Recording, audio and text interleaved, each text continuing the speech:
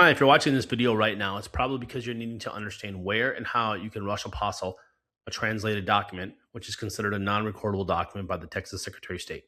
What will it cost? What is the current turnaround and processing times? And what are the exact steps you need to follow to place a Texas Apostille order with us?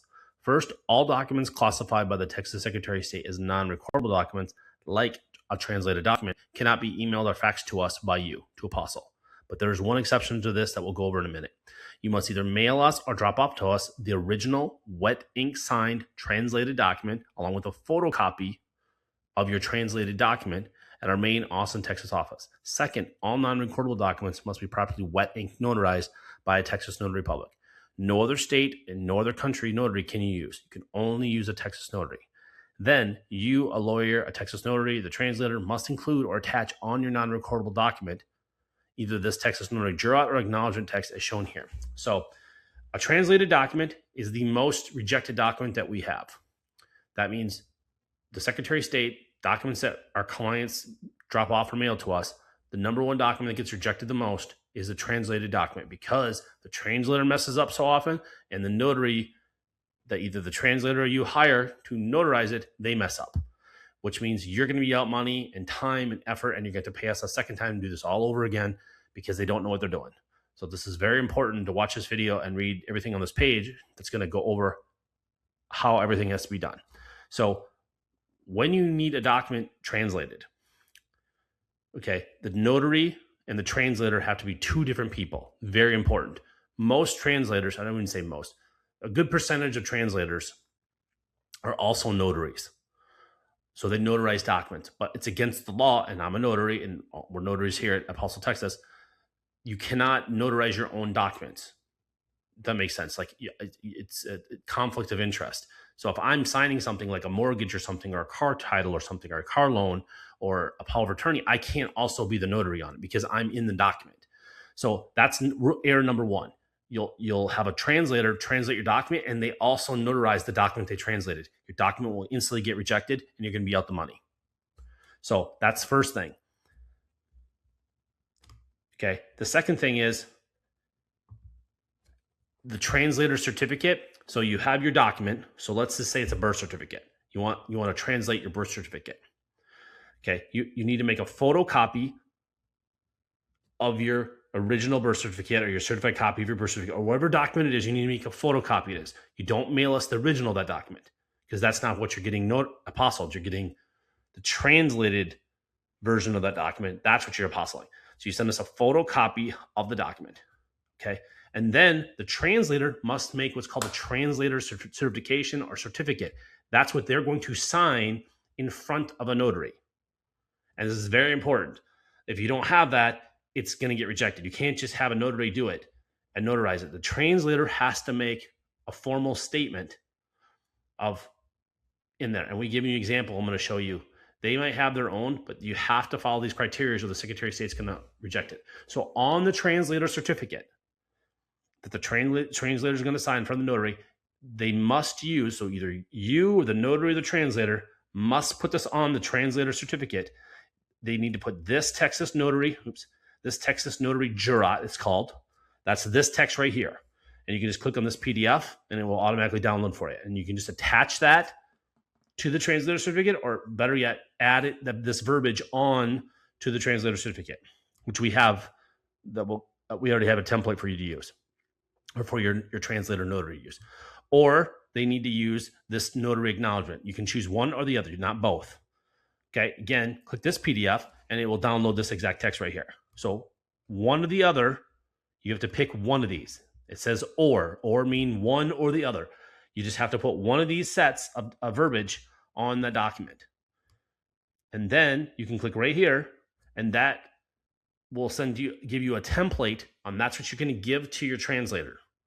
And you give them that PDF, and as a template, it will lay out everything what they have to say. It'll say something like I blank, which is the translator's name. They're basically saying, I, the notary, state that I speak English and say Spanish, and I've translated this document to the best of my abilities, and I know both English and Spanish languages, blah, blah, blah. Something to that effect that they're going to do. And then they're going to sign it and date it, and then the notary is going to put this verbiage on it we just showed you. Okay, so if you don't do that, your document's going to get rejected. And it happens all the time. What happens is that there's no notarization on it, or that there's no translator's statement. So a notary just notarized it, but the translator never signed it. There's no statement from the translator, nothing like that. And then also, you have to make sure the notary doesn't mess up. This is right here, print translator's name. In this blank right here where it says by, this is where they have to print the translator's name. Notaries will mess this up, and they'll have the translator sign their name there, which is wrong. They don't sign here. Or the notary will print their name here in this byline, which is also wrong, and your document's getting rejected. They have to print the translator's name. This is a statement right here. The notary is stating who they saw sign the document. They saw the translator sign. And another time, what they'll do is they'll put your name in there, which, yeah, it doesn't make any sense. This whole point is the notary is stating who they saw sign. You do not sign anywhere on any of these documents because the translator is the only one doing this. So the translator is the one that put that, and they put your name there because they go, oh, you're our customer. They have no idea what they're doing. And then the notary signs it. And the same with the notary acknowledgement, where it says before me. So and then print notary name. So the notary is going to print their name here first, and then personally appeared. You did not personally appear. Okay, it's the translator where it says print translator's name. The notary puts there. Again, they'll mess up and they'll put your name there, or they'll put their name. It's just, yeah, it's unbelievable how many errors notaries make. Okay, and then the notary will sign there. So very important that it's notarized properly, and there's a statement from the translator. Translator has to make an official statement, and you can get that right here. Just click on this button right here, and you can again, it's in our FAQs. You can also just click right here, or go into our search box, and if you just type translator in there, you'll see it. It'll come up. Any FAQs for translation will come up. This will usually be like probably the first or second FAQ that'll come up. And the only reason I'm not opening it up because the screen capture right here, it won't open it up. It won't show it. It'll only show this tab that's open. So that's why I can't click on it and then have you do it. So just so you know. You can also use a Texas e-notary, which is also called an online notary, virtual notary, or remote notary to notarize your documents via Zoom if you do not currently reside in Texas or in the US. In this scenario, you can use our Contact Us page to upload and send us your electronically signed and notarized document, so you never have to mail or drop off anything to us.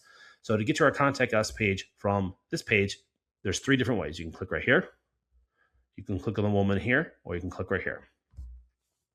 On our Texas Apostille order form page that you can access by clicking on the order form button at the very bottom of this page, you will need to complete the online Texas Apostille order form, then print it out, and then drop it off, or mail it to us along with a prepaid return FedEx or UPS shipping label so we can mail all your documents back to you or to whomever in the world you want. Now, if you're going to get this electronically done, so you're going to have your translator and a notary do a Zoom call, and so the notary is going to watch the translator sign their translation certificate virtually. You never have to mail or drop off anything to us. And then that way, all you have to do is go to our Contact Us page, and you're going to upload 3 different things to us. So first, you're going to upload a prepaid return FedEx or UPS shipping label. The second thing is you're going to upload a PDF of our order form page. So when you go to our order form page, instead of printing it out onto your printer and getting a hard copy, you're going to go to your computer/printer settings. And in your printer settings, you're going to click the drop-down menu, and then it's going to list Save as PDF. So when you go to the order form page and you hit print, it's going to save it as a PDF instead. And then you take that PDF and you upload it to our Contact Us page. And then you're going to upload a PDF of your electronic notarization. So that where the translator signs their name on their certificate, and where the notary says that electronic notarization, along with a photocopy of the original document that they translated, you can put that all in one PDF, and then you're going to upload that into our Contact Us page. And then you never have to mail anything to us. You never have to drive anywhere. You've got to fly nowhere, and you can do this from anywhere in the world. And also, just very important, I'll repeat it again, you have to use a Texas notary. So a lot of times, these translation companies, you're hiring them, their translators live all over the world, literally, or all over the United States. You can only use a Texas notary. So if that translator lives in New York or California or Florida or Washington, they don't have access to a Texas notary. So you have to use a Texas e-notary or virtual notary. Otherwise, you can't get the document notarized properly because they don't have a Texas notary, of course, in those states. So very important when you're hiring a translation company that you tell them they have to have access to a Texas notary. So they either have to do it electronically with the Texas notary, Otherwise, they won't be able to, or they have to recommend a translator that lives in the state of Texas that can go locally to a notary. Otherwise, you can't use that company because that's the only two ways you can do it. Next is step 2, which is the shipping instructions. This is step 2. I'm going to go over how you're going to get documents to, and we're going to get documents back to you. So the shipping to and from, and how you have to create the shipping labels and what you have to do. So depending if you're getting a state, federal, or embassy level documents apostilled, or all three. If you're going for example, a non-Hague country, you have to go through the legal, that's called the document legalization or attestation process. And if it's a state level document, like say a birth certificate for, let's say, Vietnam or Thailand, you'd have to get it done at the state level of Texas, then the U.S. Department of State, and then the embassy of that country. And that's the third step. So I'm going to go over all that on how you have to do the shipping. So to get your documents to us, there's going to be typically only two ways. One, which is the easiest way and what we recommend to 99% of people, and that's you're going to overnight or mail your documents to our Austin address, which is on our order form page and on our shipping instructions. Or if you live in the Austin area, you can drop off your documents to us. Again, it does not speed up the process, which we go over in step 3. It does not speed up the process at all, mailing it or dropping off. It's not a walk-in service. You can't walk into our office and come out with it and getting an apostle. Apostles are only done at the Texas Secretary of State, U.S. Department of State in Washington, D.C., or a consulate or embassy of that foreign country, and we do all the legalizations in our D.C. office at all the foreign embassies in D.C., which is where 99% of all the world foreign embassies are located at. So I'm going to go through what you have to do. So if you're going to mail your documents to us, please do not use the post office. Do not use the United States Post Office. They lose documents constantly. They lose billions of dollars for a reason every year. They are incompetent. They're unreliable. Do not use them. Do not mail your documents to us or have us mail them back to you, because it's usually the tracking is horrible. We recommend only to use FedEx, but if you want FedEx or UPS, or if you're in Europe or in South America or Central America, I know it's big down there in those countries, is DHL. But again, the most reliable and who we recommend, and we ship with them every single day, and we ship up tens of thousands of documents, and we have clients on 6 continents, haven't got Antarctica yet, it's FedEx. They are by far the most reliable. If you want your documents not to be damaged or lost, they are the most reliable, and they are the cheapest if you're using documents in the US by far. And I'll give you an example. We ship to our DC office from Austin, Texas. So the middle of Texas, all the way as far as you can possibly go across the country until the Atlantic Ocean to Washington, D.C. It costs us $10.95 to 2-day FedEx documents to our DC office. If we use UPS, same turnaround time, it's over $40. If we use the post office, it's over $20. It's like $23. It's over twice. So if you're using documents, FedEx is so much cheaper than using UPS and the post office for that matter, if you're doing it fast within overnight or 2 days. Most people don't realize that's only if you use the FedEx One option. And our video on our shipping pages, they're going to go through that. I'm going to explain that. So here's the links you're going to click on. So this will do a long video, another 15, 20-minute video. It will walk you through something that FedEx or UPS doesn't even do on their website. We have screenshots and a video walking through the screenshots on how you can create a prepaid return shipping label on FedEx.com or UPS.com from anywhere in the world. So I don't care where you live in the world, you can go online and you can create a prepaid shipping label, and then you can print that out and mail that to us, or you can download it and email the PDF that they give you. It's only a PDF. You cannot give us shipping labels in a Word document or a GIF or a JPEG or whatever it is. You need the original PDF that both UPS and FedEx will give you. When you create it, and you click on these links right here, and they'll show you a video and walk you through screenshots on how you have to do that anywhere you want. Okay. And then if you're doing internationally, you have to do what's usually called a customs invoice or customs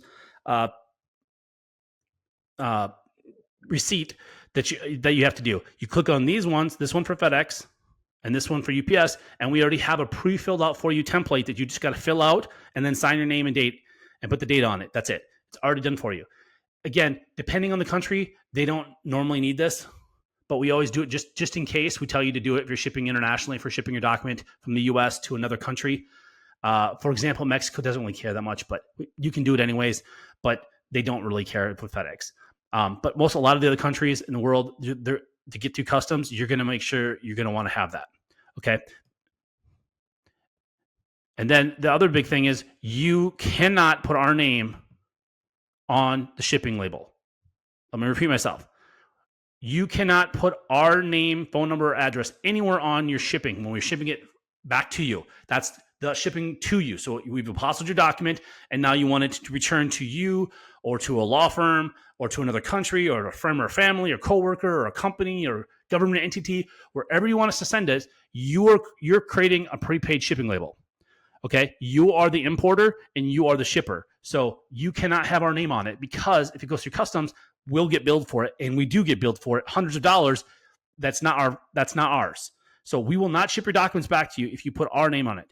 Okay, think of it like a envelope that you're mailing to somebody. In the upper left-hand corner in the United States, you put the return sender, meaning if the address you send it to it's a wrong address or the post office can't deliver it, they're going to return that mail to you. That's what we're asking for.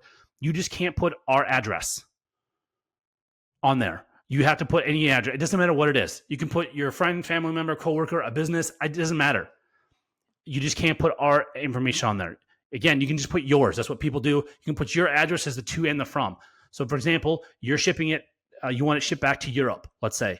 You have a friend or family member in the U.S. You can just use their address. Again, this is only if your document gets returned to you. They need an address to send it back to. Or if it goes through customs, they have to have an address to bill someone if you didn't pay the customs or whatever. Again, it doesn't really matter. You just can't put our address on it. It's real simple. And then again, both of these, you click on this, we'll go through what that means on how to do it. When you get to the FedEx or UPS, when you're online doing it, they'll ask, where is it getting sent from? Where you just can't put our address or phone number on there. It's very simple. People do it every day. People say we can't do it. Yes, you can.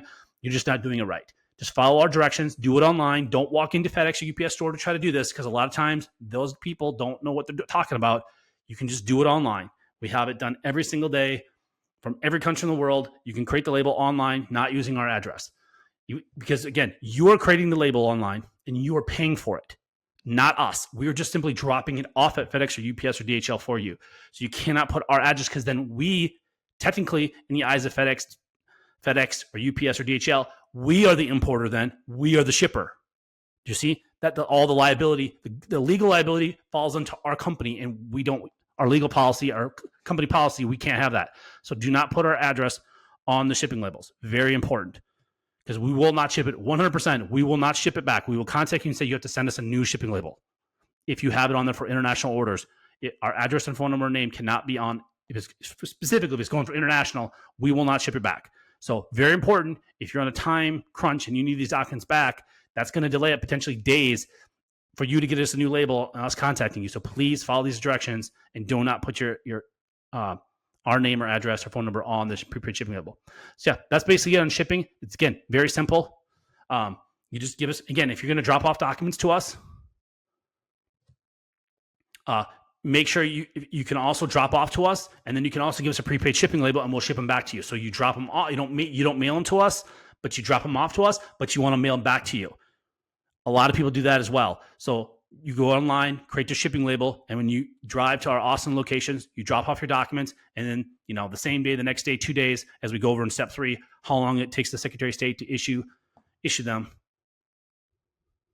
or the federal government, or the embassy, then we'll ship it back to you. So that's about it. Thanks. This is step 3. I'm going to go over the current pricing that we have, and if you're going to drop off documents to us, and our turnaround times that are as of today, November 30th, 2025. So if you're going to drop off documents to us, what you're going to need to do is you're going to need to print off our order form that you do online, which you're going to click down here, right here. By clicking this, you'll go to our order form page, and that's what you're going to fill out online and then print it out.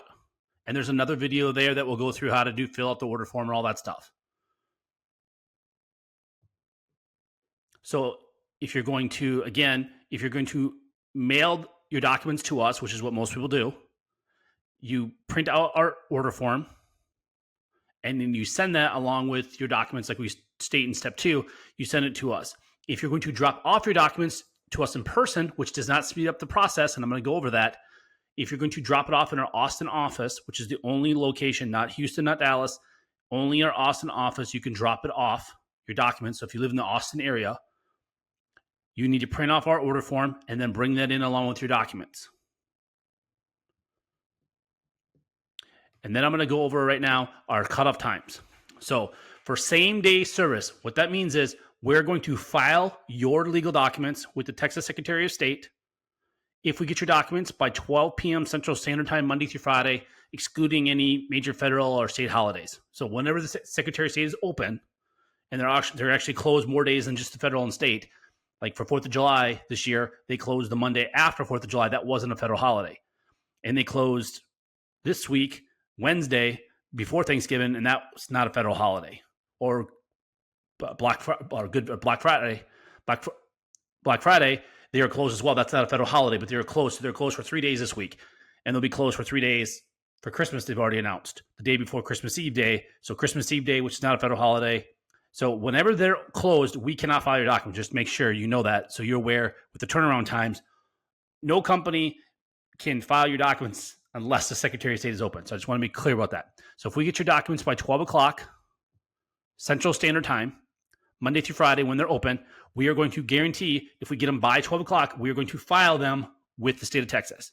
Then, depending on their turnaround times, they change. We don't control this. No company, no person controls how fast they're going to turn them around. As of right now, and we change this every single month. Like right now, in a few hours, this is going to change to December 2025. So if you're watching this video in the future, in 2026 or 2027, forget what you're seeing on this video. Whatever it says right on this page right here, this is what the current turnaround time is going to be for the Secretary of State. And I'm going to go through this on our examples. So as right now, November 2025, it takes between 0 and 2 business days for the Secretary of State to issue apostils on documents. And what I'm going to explain what 0 days means. Okay. So we give some scenarios here. So if we receive your paperwork by mail or drop off by noon Central Time, we're going to file your documents. Then it's possible, not probable, the Secretary of State is going to issue your apostille the same day. So same day means 0, meaning we're going to get your document by or before noon of that day. We're going to file it that day, and they may issue it that same day, and we're going to mail back to you the exact same day.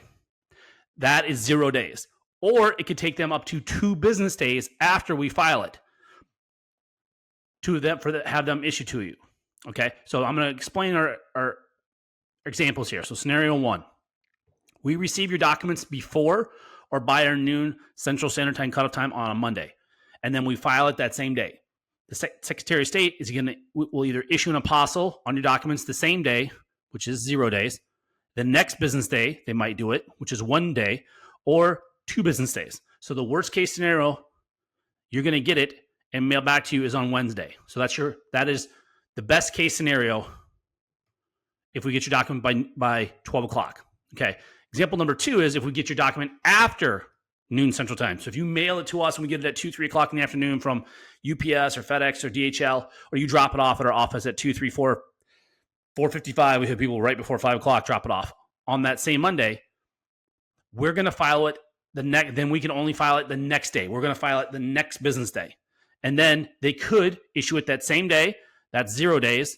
They might issue it the next business day, 1 day, or 2 business days. So worst case scenario, we can pick it up and mail it back to you on that Thursday. So again, both scenarios, if we get your document on a Monday, we get it before noon or after noon, it's going to be Wednesday or Thursday. So again, the absolute worst case, unless there's a zombie apocalypse or an orc uprising or alien invasion, if you do it on Monday, it's going to be mailed back to you on Thursday. Worst case, best case, it can be mailed back to you on Monday. So just to go through that. And I cannot stress this enough.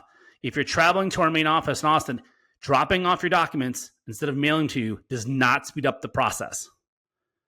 It doesn't matter if we get them by drop off or by mail before noon or after, it's going to be the same turnaround time. Too many people, they don't read our website, they don't contact us, and they show up thinking it's going to be done the same day. And that's not possible because it's Secretary of State. It's up to them. They are going to decide if they're going to issue it the same day, next day, or 2 days. So please, unless you live in the Austin area, it does not speed up the process. Just overnight your documents to us, like we say in step 2, how to do it. Okay. And then these prices are as of today. These might change next year in 2026 or 2027 or 2028, whenever you're watching this video. But don't go by what this video says. Go by what this is saying right here. Whatever this says right here, right here, whatever it says right here at this time, that's the current pricing. So for the first document, so if you need one document to Apostille at the Secretary of State, it's $95. And that includes all filing fees. So you don't write us a check or money order, a cashier's check. You don't send us money for the state filing fee. And you do not do the paperwork. You don't send us the state form. We have our own forms and we pay the filing fee. So it's just $95. That's it. There's no tax. It's just $95 flat. That's all you call. And then if it's multiple, it's discounted. And this is just an easy little chart for you. If it's one document, it's $95. If it's two documents, you need Apostille, and this is at the same time, it's $170, $3, $245, so and so and so and so. So that's just the current pricing all the way. We just have it. And again, any additional documents are $75 each. And then when you're ready to order, you just click this button, and that's going to take you to our order form page for Texas Apostilles. And again, this is only for Texas. This isn't for federal pricing or corporate pricing, Texas corporate pricing for corporate documents to Apostille or embassy fees. This is specifically only for Texas Secretary of State and Texas documents. So documents that are notarized by Texas notary or documents that were issued from a Texas entity, city, state, county, or state government, like a Texas birth certificate, death certificate, marriage license, divorce decree, criminal records, checks, driver's license, power of attorneys, stuff like that. So that's step 3. Thanks.